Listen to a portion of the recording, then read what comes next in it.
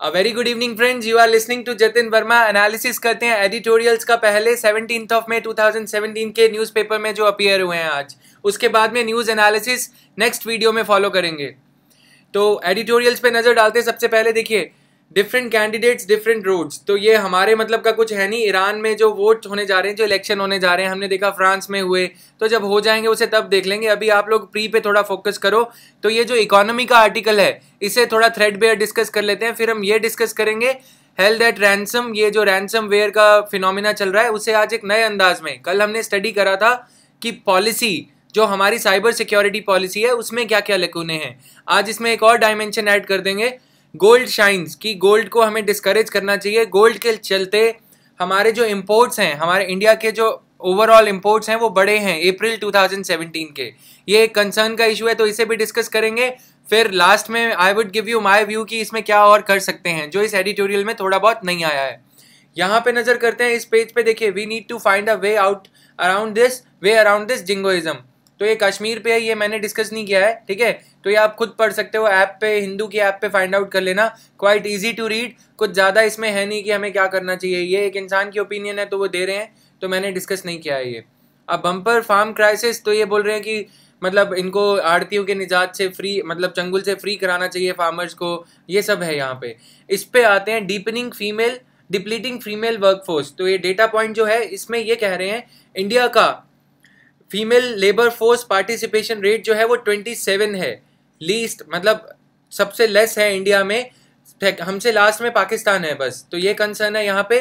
इन्होंने 3 पॉइंट लिखे हैं यहाँ पे, क्या क्या क्या कारण है। एक तो देखिए, एजुकेशनल अटेनमेंट के चलते female labour force participation rate जो है वो कम आ रहा है। कि female labour force participation rate क्या होता है कि कितनी महिलाएं out of 100 how many women are going out and joining work force. अब ये वर्ल्ड बैंक की एक रिपोर्ट है, उसका ये इनका जो सोर्स है वर्ल्ड बैंक की रिपोर्ट है। तो वर्ल्ड बैंक जो इसमें एज लेता है विमेन की, वो 15 ईयर्स एंड अबव लेता है, और ग्लोबल लेवल पे 15 ईयर्स ही ली जाती है। लेकिन अगर आप हमारी सोसाइटी में देखें, इस 15 ईयर्स को नहीं माना जाता। तो यदि आपको इस रिपोर्ट की फाइंडिंग्स का ध्यान से सुनना, क्रिटिसिज्म करना है, तो ये लेना कि हमारी इंडिया में कल्चरल जो कॉन्टेक्स्ट है, सोशियो कल्चरल हमारे यहाँ जो कॉन्टेक्स्ट है वो एंटायरली डिफरेंट है। हमारे यहाँ 18-22 में शादी होती है या जो भी होता है उसके बाद ही जाने दिया जाता है। या जिन फैमिलीज में शादी पहले हो जाती है, उन फैमिलीज में जो माइंडसेट है, जो हमारा सोशल माइंडसेट है, उन फैमिलीज का जहाँ पे कि विमेन की शादी पहले कर दी जाती है, एक फीमेल की शादी पहले कर दी जाती है 15-16 साल में, वहाँ तो बिल्कुल चार दीवारी से बाहर निकलने नहीं दिया जाता। तो वर्कफोर्स की तो बात ही खत्म हो गई। अब ये हमने पिछली बार इसका एनालिसिस करा था। अब कैसे बेल कर्व, मैंने बताया था कि एक बेल कर्व लेता है। बेल कर्व में क्या है कि पहले तो ये female labour force participation rate बढ़ते जाता है। जैसे जैसे एक सोसाइटी अपने मतलब कह लो कि सोशल मूरिंग्स हैं, या कह लो कि हमारे जो टैबूज हैं उनको डिफाई करती है समाज। हमारे ये जो पुरानी प्रथा है कि जो फीमेल हैं चार दीवारी के अंदर ही रहेंगी, इन चीज़ों को जब हम पीछे छोड़ने लगते हैं तो क्या होता है, रूरल एरिया की बात करते हैं पहले female labour force participation rate बढ़ने लगता है। जैसे कि आप देखेंगे बिग बाजार में या मॉल्स में हम जाते हैं तो वहाँ पे जो फीमेल वर्कर्स हैं, मतलब जो एम्प्लॉयज़ हैं, वो रूरल एरिया से हेल करते हैं या फिर वो माइग्रेट होकर अर्बन एरिया में आए होते हैं। 10-15 हज़ार रुपये पे वो लोग जॉब करते हैं पहले, ठीक है।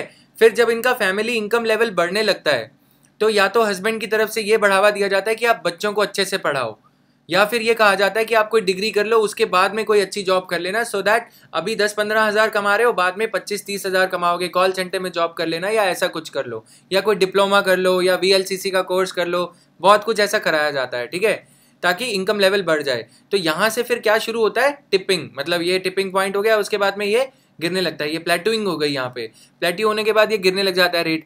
तो ये हो गया। इसके बाद जब सोसाइटी फाइनली प्रोग्रेस कर जाती है, फिर क्या होता है, फिर ये रेट फिर से उठता है।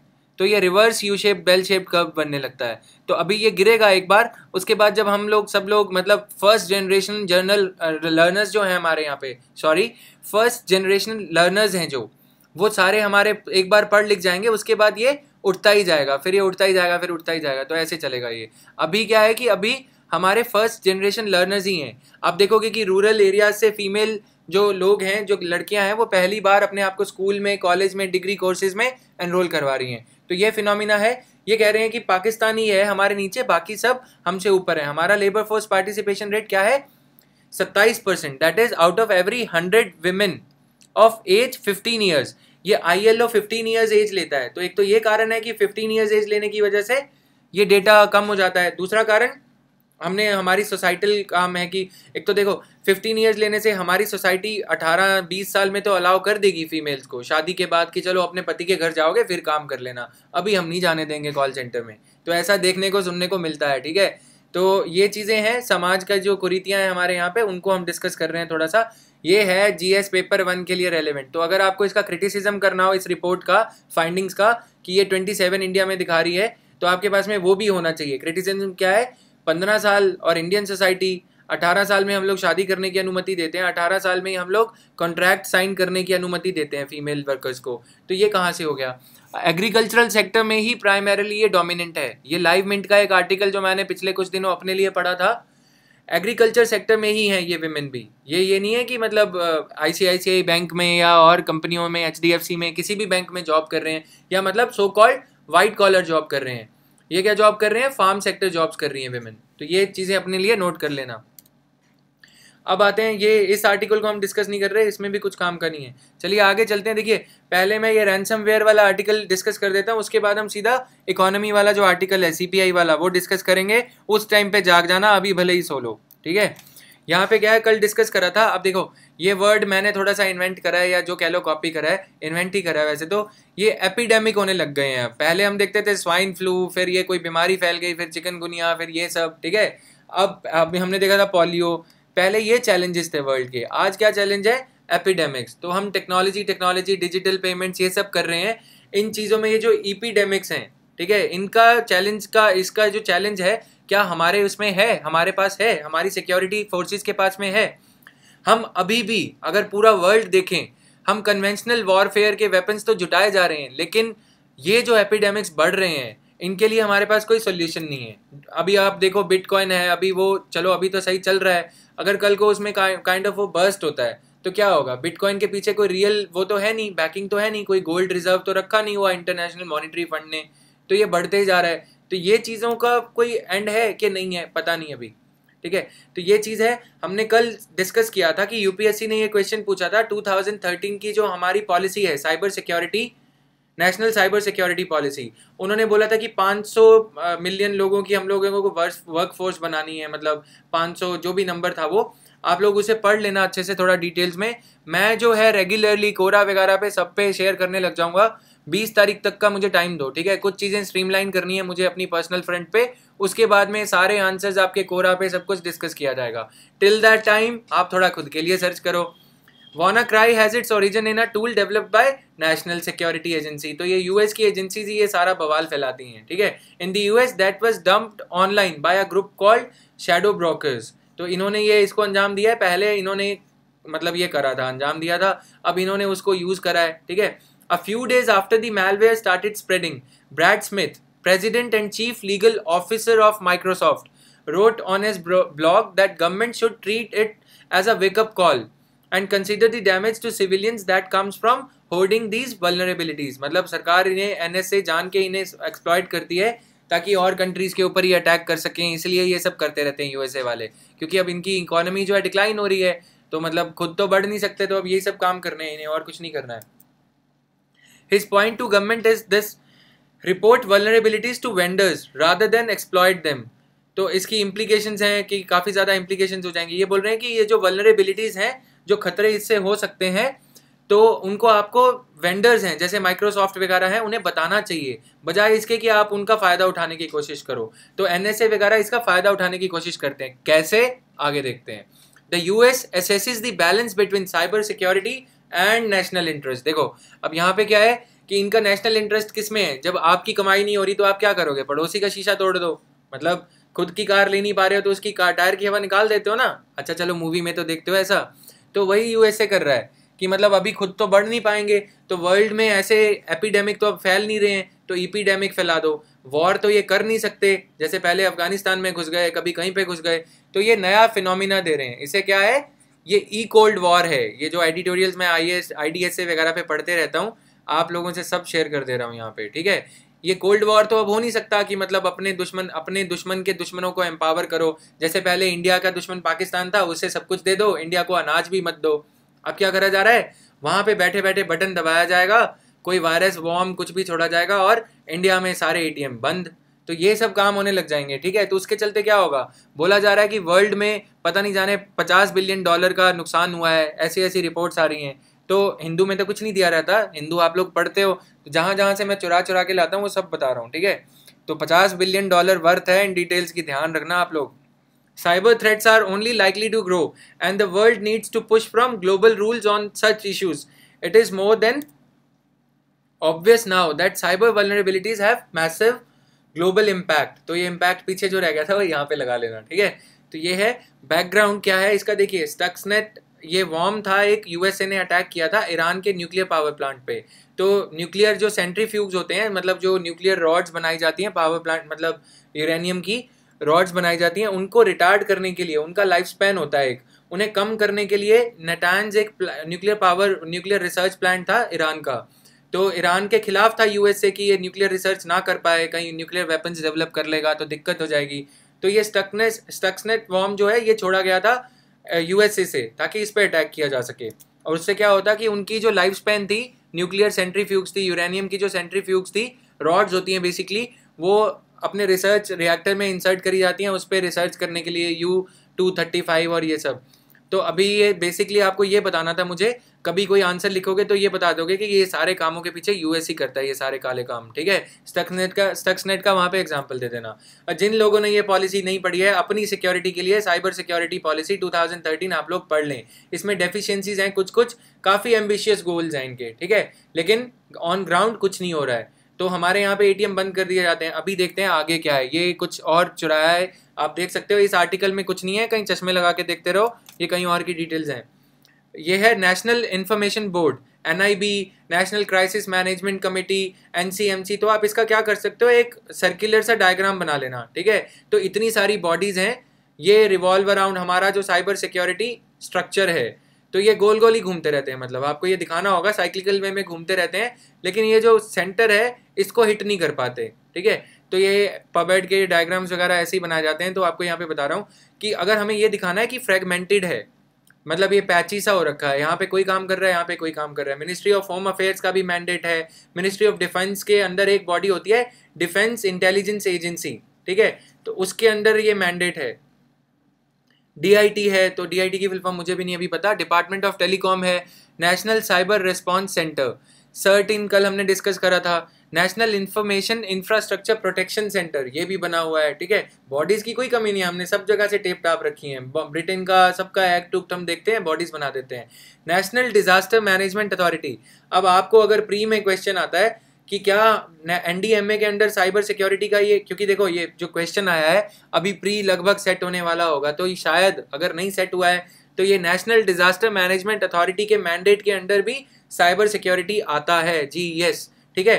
12th बॉडी कौन सी है, standardisation testing and quality certification directorate, तो ये भी बना हुआ है। तो इनके अलग अलग फंक्शन है। सेक्टोरल सर्ट्स, मतलब अब सेक्टोरल ये भी बनाई गई हैं, ये साइबर इमरजेंसी रिस्पॉन्स टीम जो भी है, ठीक है, तो ये बना दी गई हैं। हाउएवर ओनली CERT-इन is mandated under IT amendment act 2008। IT act 2003 था, उसके प्रावधान थोड़े अच्छे से पढ़ लेना। IT अमेंडमेंट एक्ट 2008 पास किया गया, उसके अंदर CERT-इन को ये मैंडेट दिया गया, ठीक है। Serves as the national agency in charge of cyber security just on paper. तो इस जो एडिटोरियल मेरा सोर्स था उसमें लिखा गया था, तो मैंने बता दिया जस्ट ऑन पेपर ये है। देखिए इतनी सारी बॉडीज हैं, ठीक है, तो इनको कैसे एक वे से इनके बीच में कोऑर्डिनेशन सिनर्जीज बिठाई जाए, ये पंगा है। The act also provided for a national nodal agency for prosecution of CII, but it is not clear whether such an organisation exists other than on paper. तो ये लैकूने हैं हमारे इंटेलिजेंस, साइबर इंटेलिजेंस स्ट्रक्चर का, ठीक है। तो कैसे इसे कोऑर्डिनेट किया जाए, बार बार रिपीट कर रहा हूँ, ये आप उसमें दर्शा सकते हो।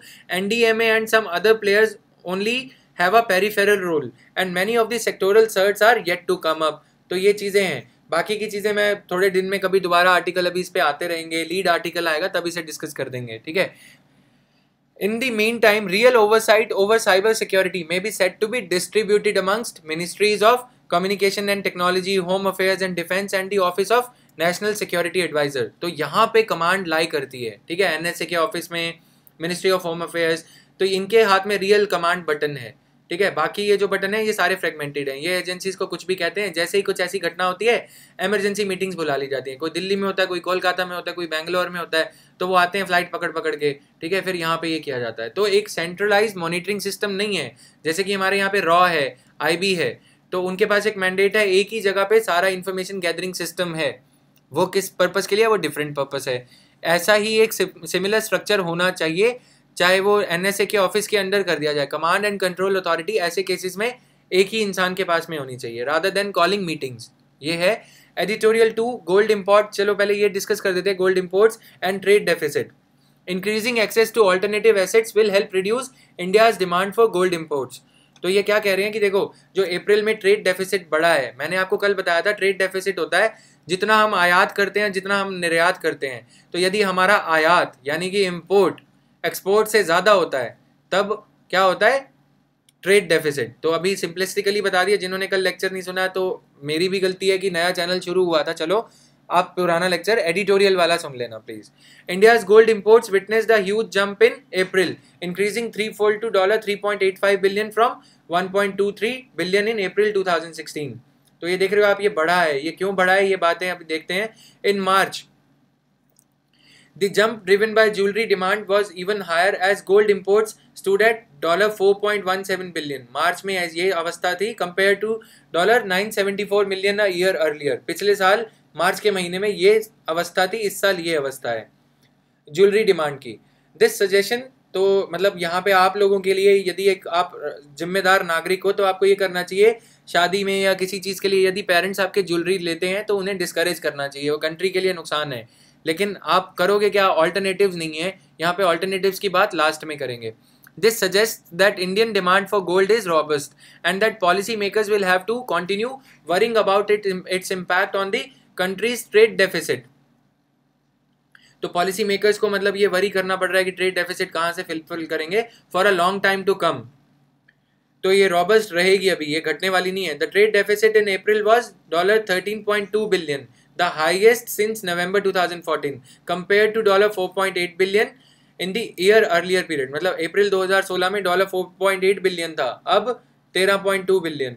The 20% increase in exports to $25 billion was overcome by exports सिर्फ 25 बढ़े हैं, ठीक है, मतलब टोटल जो हमारे एक्सपोर्ट्स थे $25 बिलियन थे, और ये 49% बढ़ के हमारे जो एक्सपोर्ट इंपोर्ट्स हैं, कोयले का, सॉरी तेल का बिल है इसमें, जो हमारा गोल्ड का बिल है, ये सब बिल मिला के $38 बिलियन का हमने बाहरली कंट्री से एप्पल के फ़ोन, सैमसंग के फ़ोन, ये सब मंगवाए हैं, ठीक है। तो ये है। और बाकी जो अब मैं ये भी नहीं कह सकता कि आप सैमसंग का फ़ोन मत लो या ये गैजेट्स मत लो। तो हमारे यहाँ पे नेशनल मैन्युफैक्चरिंग पॉलिसी, जो इलेक्ट्रॉनिक्स मैन्युफैक्चरिंग पॉलिसी है, मैंने आपको बताया था, वो आपको पढ़ने की ज़रूरत है, ठीक है। गोल्ड वोल्ड तो अब क्या है, जनता का वहम है, उसे तो कम कर नहीं सकते, गोल्ड तो बढ़ता ही रहेगा। अब वो धीरे धीरे लोग समझेंगे शेयर मार्केट को, तब जाके थोड़ी सी फाइनेंशियल एजुकेशन आएगी। लिटरेसी फाइनेंशियल सरकार पुरजोर कोशिश कर रही है, लेकिन लिटरेसी इज़ नॉट सफिशिएंट लोगों को शेयर मार्केट की तरफ डाइवर्ट करने के लिए, क्योंकि शेयर मार्केट में यदि कोई जाएगा तो अपने हाथ जला के आ गया तो फिर वो क्या करेगा, फिर वो और सोना खरीदेगा, चांदी खरीदेगा। इसलिए पहले उन्हें समझाना होगा कि शेयर मार्केट चलती कैसे है। उसके चलते क्या करना होगा, हमारे न्यूज़ मीडिया चैनल्स को थोड़ी रिस्पॉन्सिबिलिटी लेनी होगी, शेयर्स के बारे में समझाना होगा, लेकिन वो करते क्या है, प्राइम टाइम। तो आगे चलते हैं। Despite many steps taken in the recent years, gold demand is still high. Steps taken so far. The demonetization of high-value currency notes coincided with India's gold demand dropping to a 7-year low. लोगों के पास में पैसे ही नहीं थे, सोना कहाँ से खरीदेंगे, खाने को पैसे नहीं है, सोने की बात करते हैं, ठीक है। तो ये है, तो 675 टन हम लोग सोना खरीदते हैं, समझ रहे हो। 2016 में कम आ गई थी, ये कम होके है अभी। Earlier the government had introduced gold monetization scheme. अब आई आपकी बारी, अब आप ये क्वेश्चन को आंसर करोगे, गोल्ड मोनेटाइजेशन स्कीम की खामियां क्या हैं, ये क्यों फेल हुई है अपनी सिक्योरिटी के लिए, ठीक है। तो ये आपके लिए है, ये प्लीज़ कर लेना और इसके फीचर्स पढ़ लेना, क्योंकि अभी ये देख लो अप्रैल का ये जो डेफिसिट है ये बड़ा है, तो गोल्ड मोनेटाइजेशन स्कीम पे फैक्चुअल क्वेश्चन प्री में आ सकता है।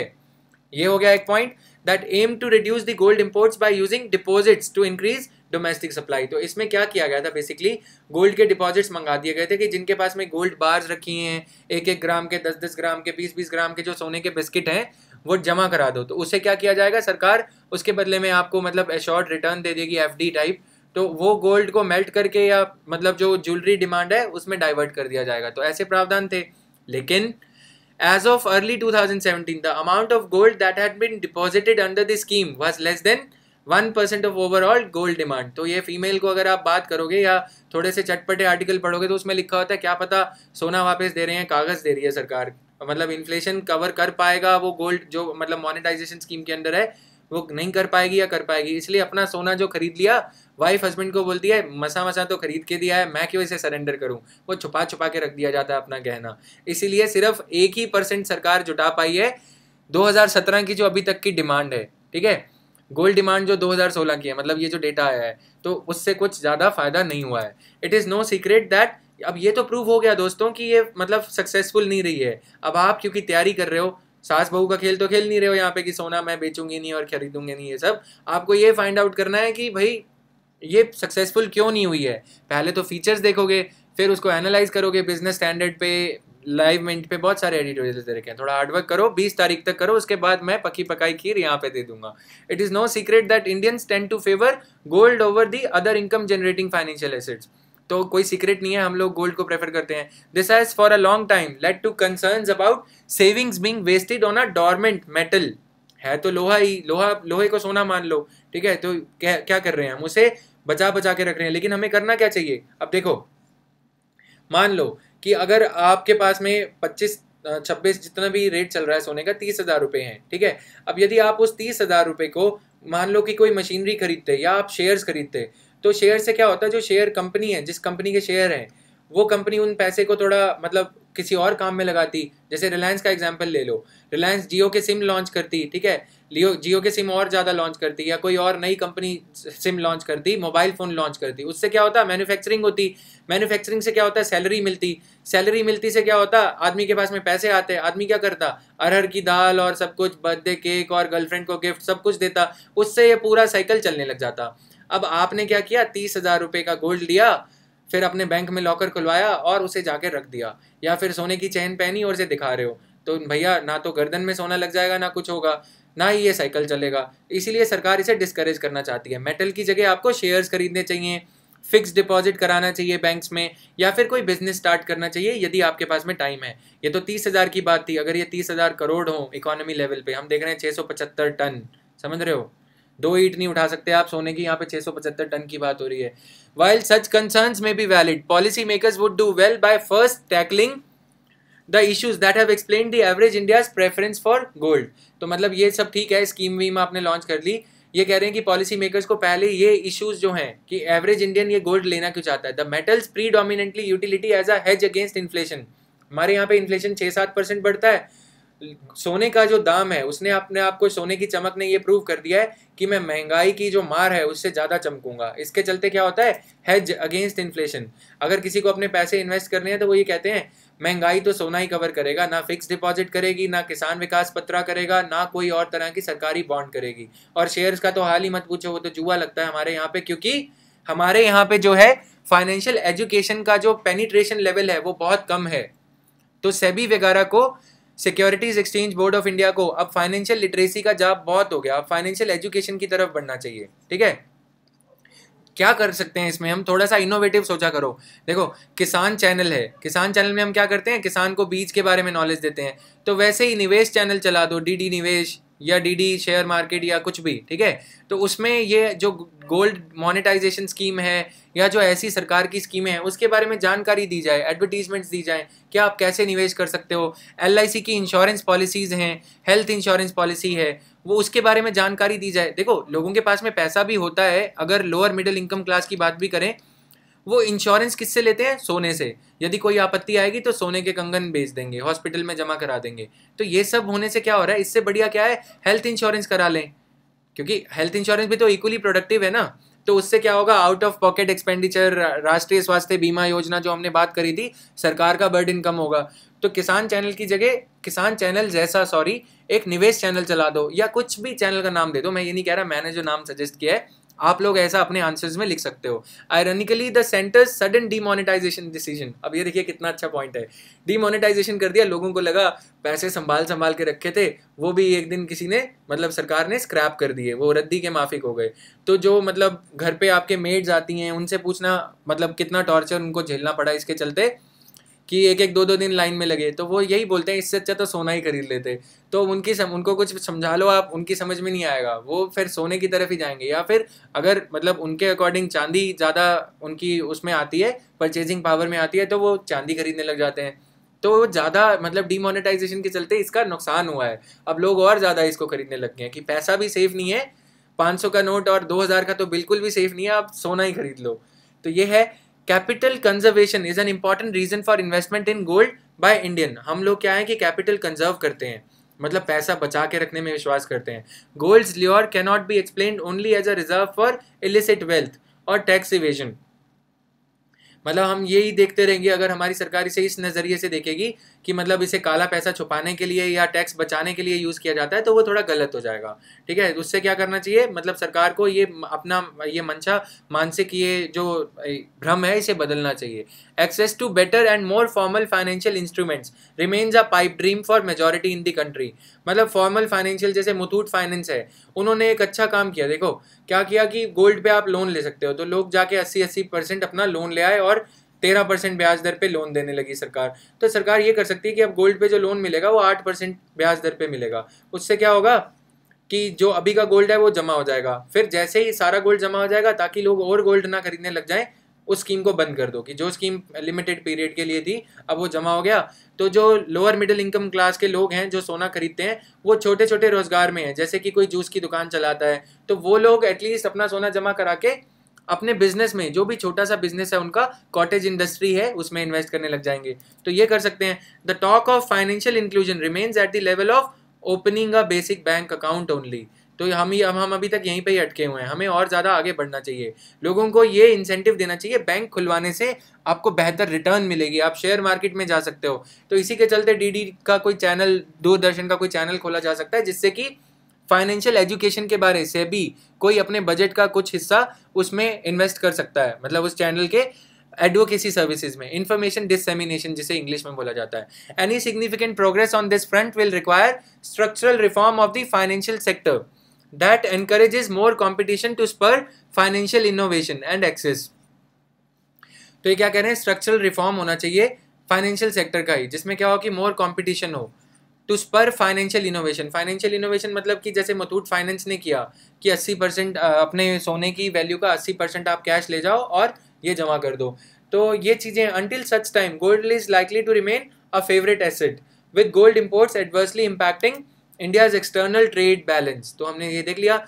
मेरा व्यू क्या कहता है, देखो बड़ी बड़ी कंट्रीज में अगर आप देखो, लंदन के अपने जो म्यूनसिपैलिटी है वहाँ की, उनके बॉन्ड्स हैं, म्यूनिसिपल बॉन्ड्स हैं, ठीक है, तो वेरी इजी टू परचेज और लोकल लेवल पे होते हैं। म्यूनिसिपैलिटी में आदमी बिल भरने जाता है, वहाँ पे उसे देखता है अच्छा ये बॉन्ड्स बिक रहे हैं, वहाँ पे वो मतलब क्या बोलते हैं उसे, कैनोपी लगाई होती है, ठीक है, वो तंबू जो गाड़ा होता है, वहाँ पे वो लोग कैनोपी में इंक्वायर करने बैठ जाते हैं कहीं जियो का सिम तो नहीं बिक रहा, तो फिर उन्हें लगता है कि बच्चे के लिए कोई स्कीम ले लेते हैं। तो ऐसे ऐसी स्कीम्स होनी चाहिए।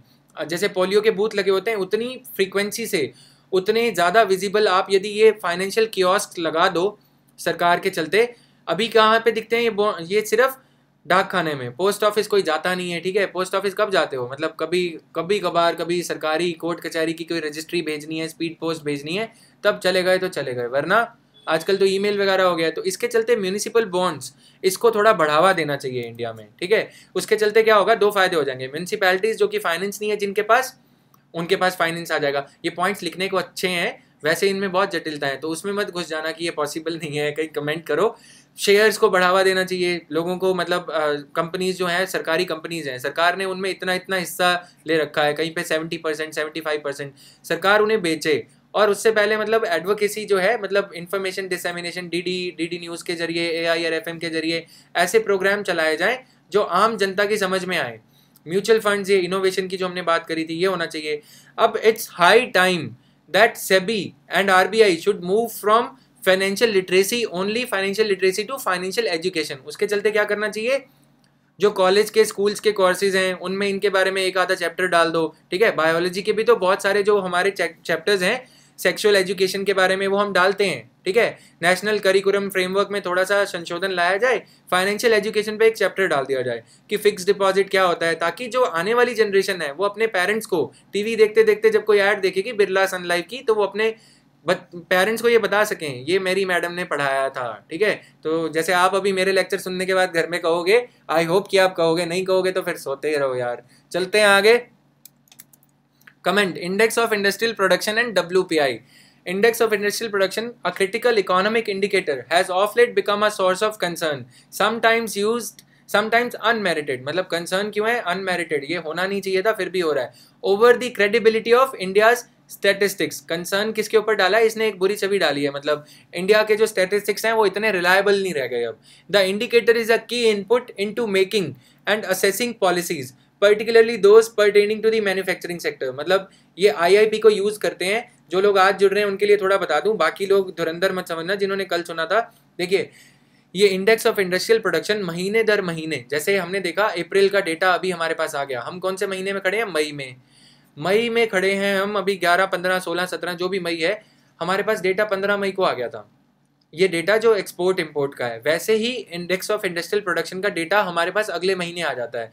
तो वो क्या दर्शाता है कि इंडस्ट्रीज में कितना ज़्यादा उत्पादन हुआ है, प्रोडक्शन हुआ है. उसके बेसिस पे सरकार पॉलिसी बनाती है, टेक्सटाइल पॉलिसी, कि कितने इंसेंटिव देने चाहिए, क्या इनको स्कीम लॉन्च करनी चाहिए. और आरबीआई भी फिर देखता है कि ग्रोथ कम हो रही है या ज़्यादा हो रही है. उसके बेसिस पे आरबीआई मॉनेटरी पॉलिसी लेके आता है.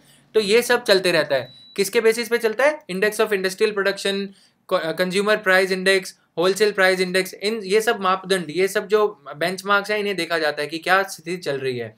Inflation, interest rate, the flow of credit in the economy, RBI की मॉनेटरी पॉलिसी के जरिए, ये सब चीज़ों को गाइड करने के लिए हम ये इंडेक्सेस यूज करते हैं. But in the past few years the month on month IIP has shown excessively low and even negative growth rate. पिछले कुछ महीनों में आईआईपी ने यह दिखाया कि बहुत ही कम ग्रोथ हो रही है या फिर नेगेटिव ग्रोथ हो रही है, which subsequently turned out to be out of sync with the actual manufacturing output. मतलब ये जो रियलिटी थी ये उसको नहीं दर्शा रहा था. मतलब रियलिटी कुछ और थी और आईआईपी कुछ और ही बोल रहा था. क्यों बोल रहा था आगे समझ में आ जाएगा. आईआईपी के आंकड़े जो दिए जाते हैं वो उन दोनों में कुछ तालमेल नहीं बैठ रहा था. इसके चलते एनुअल सर्वे ऑफ इंडस्ट्रीज के बीच में जो आंकड़े आते हैं, जो 1, 1.5, 2 साल के बाद आते हैं, ये देख लो.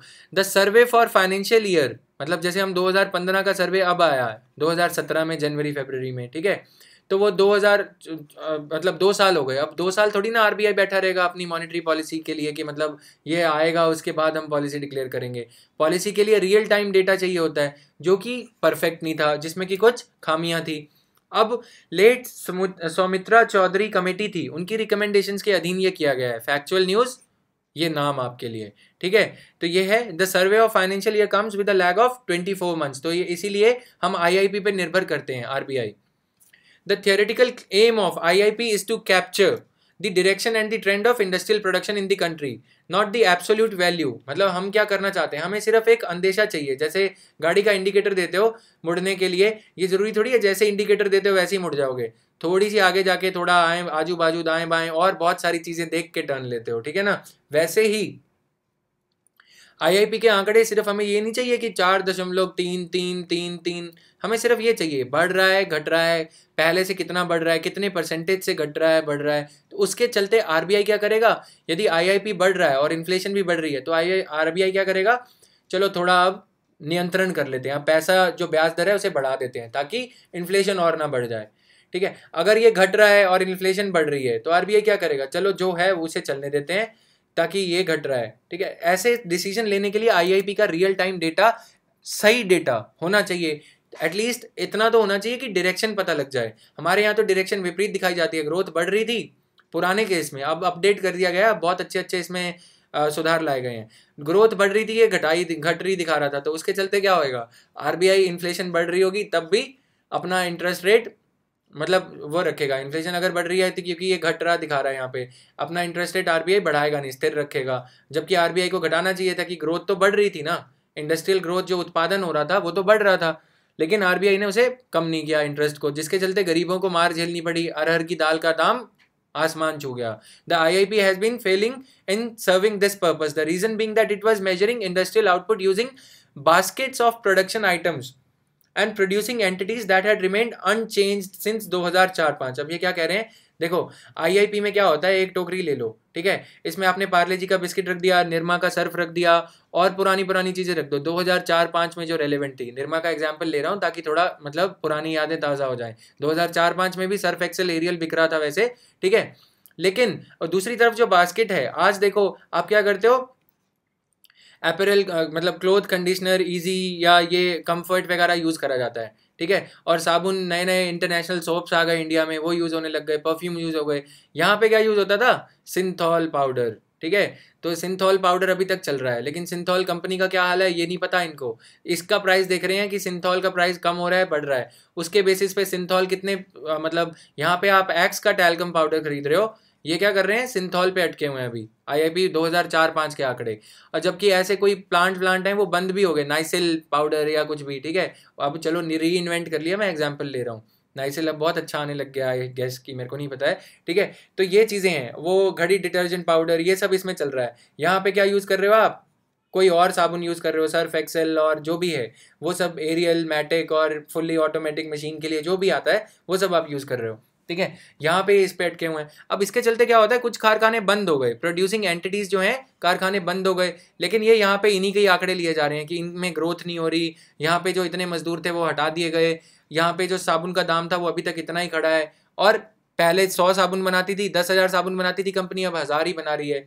ये नहीं देखा जा रहा कि यहाँ पे सर्फ एक्सेल बढ़ गई हैं, साबुन की चक्कियाँ जो हैं, डिटर्जेंट की जो चक्कियाँ हैं वो यहाँ पे बढ़ गई हैं, सोप बार जो हैं वो बढ़ गई हैं. ये देखा जा रहा है कि बस ये कम हो गई हैं. तो अब क्या किया गया है, ये नई आइटम जो हैं इजी वगैरह, इन्हें अभी यहाँ पे रहने दे रहा हूँ, काटा पीटी थोड़ी आगे काम आएगी.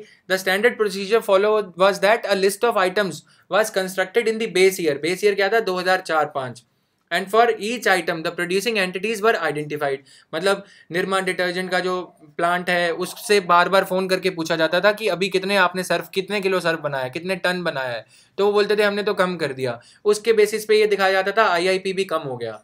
लेकिन जबकि सर्फ एक्सेल और एरियल की जो क्वांटिटी प्रोडक्शन थी, जो वो उत्पादन कर रहे थे वो बढ़ रहा था, क्योंकि सर्फ, अब आप लोग कपड़े तो धोगे ही ना, तो कोई ना कोई सर्फ तो खरीदोगे ही. तो ये नहीं देखा गया कि ये सर्फ बढ़ रहा है. इसके चलते स्ट्रक्चर को जो था वो फ्रीज कर दिया. बस हम तो इसी को ही फ़ोन करते रहेंगे, निरमा वाले को कितना बनाया, वो हर बार बोलेगा कम बनाया है, तो उसी के चलते हम बोल देंगे IIP कम है. तो ये पॉइंट था यहाँ पे. If an entity shut down, मान लो कि कोई कंपनी है वो शट डाउन ही हो गई, ठीक है, विमल या कोई कंपनियां शट डाउन हो जाती है. HMT की वॉच ले लो, वो बंद हो गई HMT. अब क्या आ गई, रोलेक्स आ गई, या कौन सी आ गई, फॉसिल आ गई, या टैग ह्यूर की आ गई, कोई बहुत सारी घड़ियां आ गई. लेकिन ये HMT पे ही अटके हैं. HMT का कारखाना बंद हो गया तो इनके हिसाब से IIP डाउन जा रहा है. तो बहुत सारे एग्जाम्पल हो गए, अब आगे चलते हैं. But since the basket was frozen, no new entity could be taken in place of zero output 1. Over time an item, say calculators, may fall out of use, क्योंकि आप मोबाइल पे यूज़ करने लग गए कैलकुलेटर. एंड मोर स्मार्टफोन्स में be consumed, मतलब बहुत ज़्यादा स्मार्टफोन सैमसंग के ये सब आप खरीदने लग गए. लेकिन ये अभी तक कहाँ अटके हैं, वो जो बीटेल या जो BSNL के जो लैंडलाइन हैंडसेट बनाए जाते, मतलब जो टेलीकॉम सेट बनाए जाते थे, टेलीफोन सेट, ये उन्हीं को कंपनीज को फ़ोन करके पूछ रहे हैं, बीटेल को, बेलटेक को, कि सेट बनाए हैं. वो बोल रहे हैं नहीं, आजकल तो हम मतलब कुछ और ही बनाने की सोच रहे हैं. तो ये है, the IIP was not equipped to capture such changes in the economy. तो IIP चेंज नहीं हो पाता था. अब देखिए क्या किया गया है, new IIP and new criteria to overcome the weaknesses. The IIP is being made, तो इस IIP is being made more dynamic. First, the central statistics office has updated its base year to 2011-12. अब देखो, जो पुरानी commodities भी हैं जो आज भी रेलेवेंट हैं, जैसे कुछ कुछ चीज़ें हैं वो पुराने ज़माने से चलती आ रही है. निरमा का सर्फ आज भी, सर्फ जो मतलब हमारा फ्लोर्स है, या उन्हें, या पुरानी जो त्रिशूल की फिनाइल आती थी वो आज भी यूज़ होती है, ठीक है. उनका प्राइस पुराने ज़माने का 2005 का लिया गया था जब आप छोटे बच्चे थे. अब क्या है, उनका प्राइस अपडेट कर दिया गया, 2011-12 से लिया गया है. तो अब के प्राइस को 100 मान लिया जाता है, बेस ईयर के 2011-12 के प्राइस को, और उससे शुरू किया जाता है कि अब कितना बढ़ेगा ये price. The revision is aimed at capturing the changes that have taken place in the industrial sector since 2004-5. मतलब 2004-5 में इसका त्रिशूल फिनाइल का दाम मान लो 15 रुपये था, आज कितना हो गया, 35-40 रुपये हो गया. तो ये 40 रुपये, 50 रुपये, 60 रुपये, जितना भी हो गया, ठीक है, अब आज से शुरू करा जाएगा. तो ये है. Second, new products have been included in the items basket and those that have lost their relevance and deleted, relevance have been deleted. Renewable energy for example has been included in the electricity index. The expanded coverage, मतलब अब पहले 620 ही item थी, अब 809 कर दी गई हैं। तो ये याद रख लेना, अगर इस पे कोई क्वेश्चन आता है थोड़ा सा अच्छा इंप्रेशन पड़ेगा एग्जामिनर पे। And a larger number of factories, मतलब पहले फैक्ट्रीज भी कम थी, अब ज़्यादा कारखाने हैं। मतलब मान लो कि मेरठ की बात करें तो मेरठ का पहले क्या किया जाता था, लखनऊ को ही सेंटर मान लिया, या जो भी टाउन पड़ता है यूपी के पास में। अगर मान लो कि जैसे चंडीगढ़ है, चंडीगढ़ को मान लिया, उसके पास चंडीगढ़ के पास पटियाला पड़ता है। पटियाला मान लो 50 किलोमीटर दूर है चंडीगढ़ से, लेकिन चंडीगढ़ में ही फ़ोन लगाया जाएगा कि यहाँ पे इस आइटम का क्या दाम है, उसके बेसिस पे, या जो स्टैटिस्टिकल ऑफिसर है वो यहाँ पे जाएंगे, इंक्वायर करेंगे, उसके बेसिस पे एवरेजिंग कर ली जाएगी कि पटियाला में 5 रुपये 15 रुपये ही ज़्यादा होगा तो ऐड कर दिया, या कम होगा, ठीक है। तो चंडीगढ़ में क्योंकि इन्फ्लेशन ज़्यादा रहता है या दाम चीज़ों के ज़्यादा रहते हैं, तो उसके चलते 15 रुपये का मार्जिन, 20 रुपये का मार्जिन अपने आप ऐड या लेस कर लिया, जिसके चलते क्या होता था कि एरर आ जाता था। अब क्या किया गया है, ज़्यादा नंबर ऑफ फैक्ट्रीज ऐड कर दी गई हैं कि स्टैटिस्टिकल ऑफिसर को अब या किसी और को भेजा जाएगा या इन्हें भेजा जाएगा कि आप जाइए पटियाला के सेंटर से भी गैदर करके आइए ये डिटेल, ठीक है। Third and most important, instead of the periodic basket revision, a permanent standing arrangement is being put in place to make sure that the IIP remains representative. A technical committee will continuously, third and most important ये यहाँ पे लिखा है तो इसको तो रट्टा ही मार लेना, ठीक है। Technical review committee to items, मतलब ये बार बार ये रिव्यू करते रहेंगे। ऐसा नहीं कि 2004-05 के बाद 2011-12 में हुआ है तो अब 11-12 के बाद सीधा 2022 में होगा जब आप IAS बन जाओगे, ठीक है, पढ़ने की भी जरूरत नहीं पड़ेगी ये सब। तो ऐसा नहीं है, अब ये रेगुलरली कॉन्टिन्यूस बेसिस पे इसे रिव्यू करती रहेंगी। सेवरल मेजरिंग डिफिकल्टीज रिमेन दो, बावजूद इसके फिर भी कुछ कुछ अभी इसमें डिफिकल्टीज हैं। The process of physically collecting data from entities to establish the collection system, अभी भी ये स्टैटिस्टिकल ऑफिसर्स हैं, इन्हें फील्ड में जाना पड़ता है, ठीक है। इलेक्ट्रॉनिक एज का जमाना, इन्हें फील्ड में क्यों भेजा जाता है, ये एक अभी तक ये पॉइंट है। फिजिकली कलेक्टिंग, क्योंकि देखो रूरल एरियाज का भी डेटा चाहिए होता है। कुछ कुछ फैक्ट्रीज हैं जो रूरल एरियाज में लगी हुई हैं, आप देखते हो कि बीच में खेत आ रहे होते हैं, उसके बीच में एकदम से चिमनी दिखने लगती है बड़ी बड़ी, तो वहाँ पे इन फैक्ट्रीज के साथ में एक तो इन्हें जब लाइसेंस वगैरह दिया जाता है, इनके ऊपर कोई लीगल वो नहीं है, इनके ऊपर बंदिश नहीं है कि इन्हें डेटा ईमेल के जरिए भेजना होगा हर महीने सरकार को, ठीक है, Ministry of Statistics and Programme Implementation को या सेंट्रल स्टैटिस्टिकल ऑर्गेनाइजेशन को, इनको फ्री छोड़ दिया गया है, इसीलिए इनको यहाँ पे भेजा जाता है। अगर ये फ़ोन करते हैं तो ये इनका फ़ोन नहीं उठाते, ठीक है। तो ये इनफॉर्मल अरेंजमेंट्स हैं। इनफॉर्मल अरेंजमेंट्स क्या है, ये उस एरिया के इनकम टैक्स ऑफिसर को या ETO को या लेबर इंस्पेक्टर को थोड़ा साठ गांठ रखते हैं, जो स्टैटिस्टिकल ऑफिसर है, ये उनको बोलते हैं कि आप थोड़ा फ़ोन करो तो वो तभी फ़ोन उठा के डेटा अच्छे से देगा।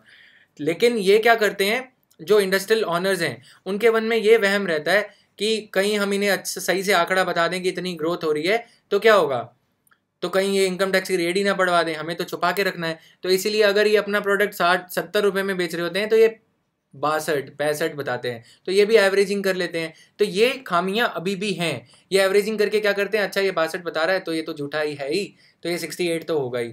तो ये एरर 2 रुपये का यहाँ पे दिख रहा है, ये 2 रुपये का एरर बढ़ते बढ़ते RBI की पॉलिसी में चला जाता है। RBI को कितना रेट कम करना है, 0.5%। उसमें जब ये एरर मल्टीप्लाई होके चला जाता है तो ये पॉलिसी एक वे में डिस्टॉर्ट हो जाती है। तो ये है पॉलिसी में मतलब गड़बड़ हो जाती है, RBI से बढ़ाएगा घटाएगा, तो ये क्यूमुलेटिव एरर पूरी कंट्री के बेसिस पे सोचो 2-2 रुपये करते कितने हो जाएगा, ये प्रॉब्लम है। Correcting the numbers, the updated IIP offers new insights, the most important being that India may have been overstating the industrial slowdown in its economy. तो ये कह रहे हैं कि अब जो नए नंबर निकल के आए हैं उसके हिसाब से देखो ये बढ़त दिख रही है यहाँ पे। पहले हमने 1.38 कहा था 2011-12 से 16-17, जबकि है कितना था 3.8%। तो हम अपनी बुराई खुद ही करने में लगे हुए थे क्योंकि हमारे पास डेटा नहीं था। On the manufacturing front the news gets even better. Manufacturing front पे देखो the average 5-year growth has improved to 4.04 against 0.94 in the old IIP. IIP ने 1 से भी कम दिखाई थी, यहाँ पे 4% निकली। Although the average growth in 2 of the 5 years in which UPA, मतलब 2011-12 से अगर हम बात कर रहे हैं, 11-12, 12-13, 13-14 जो भी हुआ, उसमें UPA के जो 2 ईयर्स थे उसमें ग्रोथ ज़्यादा थी। NDA के जो ईयर्स हैं 3 साल, उनके कंपैरिजन में, जो मतलब अभी की जो गवर्नमेंट है उसके कार्यकाल में ग्रोथ कम रही है। और जो UPA थी जिन्हें हम पॉलिसी पैरालिसिस के लिए जिम्मेवार ठहराते थे कि कुछ काम नहीं हो रहा है, गड़बड़ घोटाले हो रहे हैं और सरकार की छुट्टी कर दी, उनके टाइम में ग्रोथ फिर भी अच्छी थी, ठीक है, ये देखिए 4.2%, 3.9%, ये जो अभी की सरकार है इसके कार्यकाल में 3.9% है, पुरानी सरकार के कार्यकाल में 4.2% थी। तो ये अभी आपको लग रहा होगा 3% तो है। कंसीडर करो यदि आपके 33% मार्क्स आए होते और ये सिर्फ ये 0.3% ही कम होते, और ये अगर इकोनॉमी पे देखो, जब हमारी $2 ट्रिलियन इकोनॉमी है, 3% ग्रोथ रेट, 0.3% कितना हो जाएगा। अब आप सोच रहे हो कि काश इतने पैसे मुझे मिल जाएं, सोचो कि इतने आपको मिल जाएंगे तो कितने हो जाएंगे। तो ये ग्रोथ इनकम मतलब ये डिफरेंस है इकोनॉमी लेवल पे बहुत ज़्यादा डिफरेंस क्रिएट कर देता है। उसके चलते हमारे जो फॉरेन इंस्टीट्यूशनल इन्वेस्टर्स हैं, जो FDI इंडिया में आ रही है, उसे भी डिस्करेज करते हैं। ठीक है, वो सोचते हैं कि इतनी तो ग्रोथ हो रही है, क्या फ़ायदा इंडिया में रिस्क लेके, पॉलिसी पैरालिसिस जैसे एलिगेशंस ऑलरेडी लग रहे हैं। तो ये सारे फंडों के चलते हमारा क्रिटिसिज्म हो जाता था। Bad news is that the output growth of the infrastructure and construction sector has slowed down from 5.7% in 2013-14 to 3.8% in 2016-17, despite the NDA government's sustained push to the infrastructure sector. तो अब bad news ये है कि बावजूद इसके कि सरकार ने बहुत ज़्यादा इंफ्रास्ट्रक्चर को बनाने को, ये सड़क बनाने को, ये सब कुछ काफ़ी सारा प्रयत्न किया, उसके बावजूद भी इंफ्रास्ट्रक्चर और कंस्ट्रक्शन में स्लो डाउन देखने को मिल रहा है। 5.7% था इसका ग्रोथ रेट 2013-14 में, अब कितना आ गया 3.8%। तो ये एक मतलब नेगेटिवली बताता है गवर्नमेंट के बारे में। ठीक है, the updated IIP also shows a modest recovery in the capital good sector. अब ये बहुत अच्छा और बहुत समझने लायक पॉइंट है। जो सो रहे हैं वो जाग जाओ, शाम का टाइम है, थोड़ा सा मतलब लिहाज करो शाम का। यहाँ पे क्या है कि कैपिटल गुड्स मैंने आपको बताया, जो 30,000 वाला एग्जाम्पल लिया था गोल्ड वाला, मान लो कि किसी के पास 3 लाख रुपए हैं, अगर वो कैपिटल गुड्स इससे खरीदता है, क्या गुड्स खरीदेगा, मान लो कि कोई मतलब कोई भी प्रोडक्ट का आप एग्जांपल ले सकते हो। मान लो कि कोई प्लास्टिक का कोई प्रोडक्ट मैन्युफैक्चर करने के लिए फैक्ट्री लगाई, 30 लाख रुपए हैं, चलो ठीक है। अब वो कैपिटल इन्वेस्टमेंट यदि कर रहा है तो ये सेंटीमेंट दर्शाता है मार्केट में। यदि आगे बढ़ चढ़ के लोग आ रहे हैं पैसा निवेश करने को, तो दैट मीन्स कि हाँ ठीक है, मतलब अब ग्रोथ होगी, इन्वेस्टर इन्वेस्ट करेगा, प्रोड्यूसर प्रोड्यूस करेगा, और जो कंज्यूमर है वो खरीदने आएगा। ठीक है, कंजम्पशन बढ़ने लगेगा। तो ये पेसिमिज्म से ऑप्टिमिज्म की तरफ जा रहे हैं। निराशाजनक जो पहले सेंटीमेंट चल रहा था, लोग अपनी इनकम बचा बचा के रख रहे थे, अब वो क्या हुआ है कि लोग खर्च करने के लिए आगे आ रहे हैं। तो जो ये है अब modest recovery in the capital goods sector. जो कैपिटल गुड्स होती हैं, कैपिटल गुड्स क्या होती हैं, कोई मशीनरी जो कि किसी चीज़ का उत्पादन करने के काम आती है, अगर वो मशीनरी खरीदी जा रही है, इसका मतलब ये है कि अब आगे ग्रोथ बढ़ेगी ही, वरना कोई मशीनरी क्यों खरीदेगा 30-40 लाख रुपए की। ठीक है, बैरोमीटर मतलब जैसे आप थर्मामीटर से ये नापते हो कि तापमान अभी बढ़ रहा है या कुछ भी, वैसे ही एक बैरोमीटर का काम करता है कि आगे बताता है कि इन्वेस्टमेंट सेंटीमेंट जो है वो अच्छा है अभी। From -3.6% in 2013-14, output growth in the sector capital good sector जो है इम्प्रूव टू 1.9%। तो अगर इसमें 1.9% वृद्धि हुई है तो ये समझ लो कि 3-4% इंडस्ट्रियल इंडेक्स ऑफ IIP जो है, इंडेक्स ऑफ इंडस्ट्रियल प्रोडक्शन, उसमें वृद्धि होगी 3-4% की। क्योंकि 1-2% यदि कोई ये कैपिटल गुड्स खरीद रहे हैं तो कम से कम वो और पैसा लगा के उससे ज़्यादा उत्पादन करने की कोशिश करेंगे, क्योंकि जितना उत्पादन करेंगे उतना ज़्यादा बिकेगा। ये पॉइंट है। The main driver of growth in the economy remains consumption. Consumer durables grew 6.2% and non durables 9%। Durables क्या होते हैं, जैसे रेफ्रिजरेटर और ये सब। नॉन ड्यूरेबल्स क्या होते हैं, फूड आइटम्स या कोई रोज़मर्रा की ज़रूरत की चीज़ें, रेफ्रिजरेटर, टेलीविज़न, LED, जो लैपटॉप्स हैं, ये सब। ठीक है, इनकी डिमांड बढ़ी है। द 7th पे कमीशन, जो सरकारी मुलाजिम है, 7th पे कमीशन की रिकमेंडेशन लागू होने के चलते क्या हुआ है, सेंट्रल गवर्नमेंट के एम्प्लॉयज़ हैं वो भी थोड़ा और ज़्यादा खरीदारी कर रहे हैं, पेंशनर्स को भी इससे बेनिफिट मिला है। ठीक है, उसके चलते कंजम्पशन जो है, खपत जो है वो बढ़ने लगी है। The monthly figures have not been released but the spurt मतलब increase could also have been triggered by hectic use of demonetized cash for acquiring consumer durables and non-durables। देखो अब क्या था, जब डीमोनेटाइजेशन हुई थी, किसी आप टीवी वाले के पास में जाओ या कोई आपको स्कूटी लेनी है, तो वो क्या हो रहा था कि स्कूटी वगैरह लेने के लिए वो बोल रहे थे पुराने नोट एक्सेप्ट करते हो। आई एम श्योर आप लोगों ने इसका बेनिफिट उठाया होगा, एटलीस्ट मोबाइल लिया होगा, कुछ भी लिया होगा। ठीक है, तो बोलते हैं हाँ कर लूँगा, चलो दे दो। ठीक है, क्यों, उसे पता है कि मैं अपने जाके बैंक अकाउंट में जमा करवा दूंगा, क्योंकि उसके पास तो मतलब थोड़ा है, छूट है, वो अर्न तो कर रहा है ना फ्रिज बेच के। मान लो कोई 30,000 का फ्रिज है, रेफ्रिजरेटर है, तो उसमें वो 4-5 हज़ार अर्न कर लेगा, क्योंकि आपके पुराने नोट के चलते आप भी डिस्काउंट कम मांगोगे।